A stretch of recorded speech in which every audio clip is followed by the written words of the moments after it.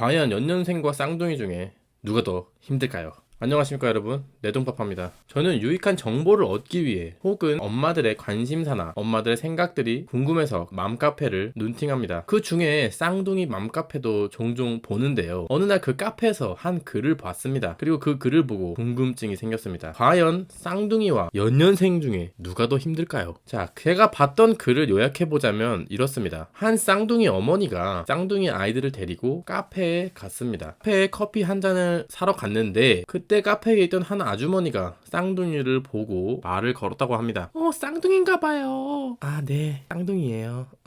그리고 믿을 수 없는 이야기를 들었다고 합니다. 저는 연년생을 키웠는데 정말 힘들었거든요. 근데 쌍둥이니까 한 번에 키우시니까 편하시겠어요.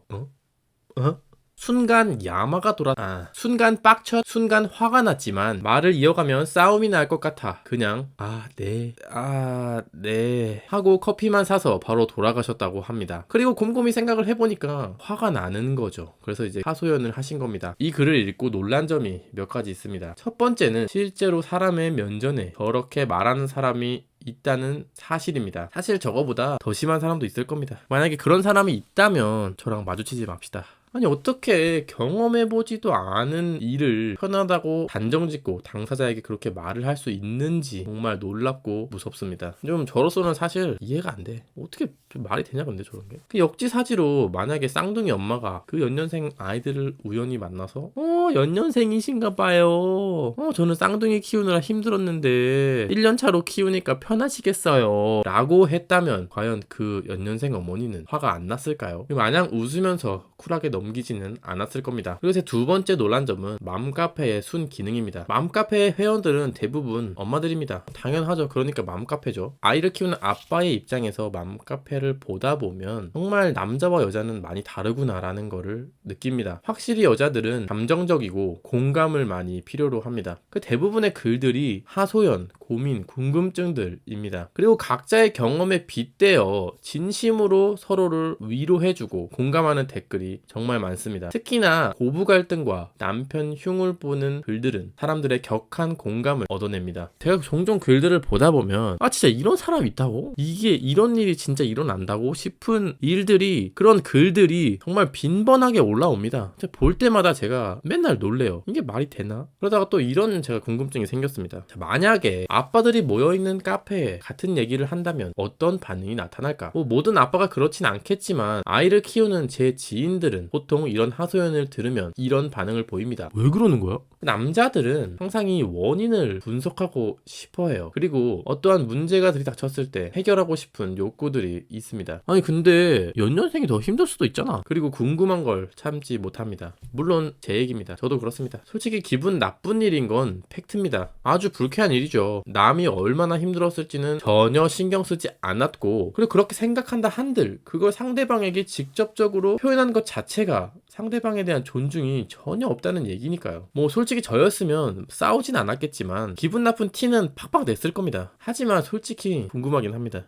누가 더 힘들지. 만약 아빠들이 모여있는 카페에 제가 아까 이야기한 글을 올린다면 아빠들은 공감과 위로를 해줄까요? 댓글로 누가 더 힘들까 토론하지는 않을까요? 남자는 위로와 공감과는 거리가 먼 자들입니다. 예를 들어 남자인 친구들과 있는데 누군가 한 명이 힘들다는 얘기를 한다? 대부분의 그 이야기를 들은 친구들은 놀리거나 아니면 자기가 더 힘들다고 할 겁니다. 그리고 남자들은 사실 위로보다는 게임 한 판과 술 한 잔을 더 선호합니다. 근데 나이가 들면은 조금 달라지는 것 같긴 합니다. 아무튼 그래서 쌍둥이와 연년생 누가 더 힘들까요? 저는 내 쌍둥이를 키워본 입장이니까 지금 제 상황과 만약에 연년생으로 제가 4명을 낳았다 라고 가정을 해서 생각을 해보면 솔직히 연년생이 더 힘들 것 같긴 합니다. 자, 일단 임신과 출산을 4번 했다? 졌어요. 못 이깁니다. 물론 저희도 임신하고 출산할 때 굉장히 힘든 시간을 보내긴 했지만 그걸 4번 하라 그러면 못합니다. 그리고 심지어 이 두 번째 임신은 한 명의 아이가 있는 상태에서 해야 되고, 세 번째는 2명의 아이가 있는 상태에서 해야 되고,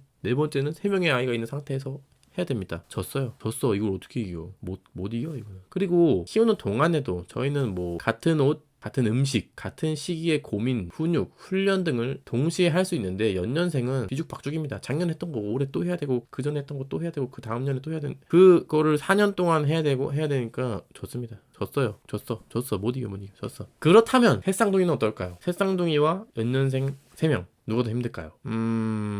잘 모르겠습니다. 제가 셋을 안 키워봐가지고 잘 모르겠고요. 혹시 이 영상을 보시는 분이 계시다면 어떠실지 한번 댓글로 남겨주시기 바랍니다. 둘도 마찬가지입니다. 쌍둥이와 연년생 누가 더 힘들까? 몰라요, 저도. 안 해봐서. 근데 쌍둥이와 연년생은 이게 짧고 굵냐, 뭐 가늘고 기냐, 요런 차이라서 누가 더 힘들지는 몰라요. 그냥 각자의 장단점이 있을 겁니다. 솔직히 뭐가 더 힘들지는 알 수 없습니다. 육아가 더 힘든 건 각자의 상황과 환경이 많은 영향을 미치고 무엇보다 아바아입니다. 아이가 누구냐에 따라 달라집니다.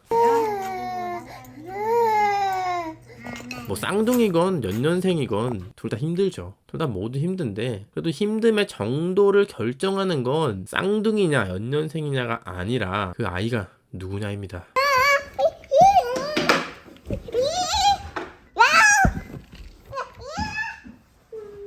그리고 원래 내가 가장 힘든 법이에요. 오늘의 결론입니다. 내가 가장 힘들지만 남한테 내가 더 힘들다고 함부로 말하지 말자. 이상입니다.